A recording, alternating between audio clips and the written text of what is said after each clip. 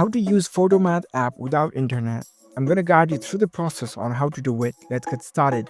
First of all, on your phone, make sure that you've already installed PhotoMath app. After that, launch the app on your phone.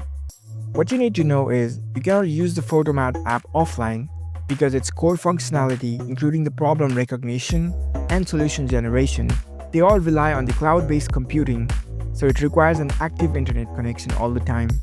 This app uses the AI and cloud servers to process the math problems, and without the internet connection, it cannot perform this task and it will not provide you the solutions. All the solutions it provides are AI-driven. AI itself identifies the math operations and it provides you with the step-by-step solutions.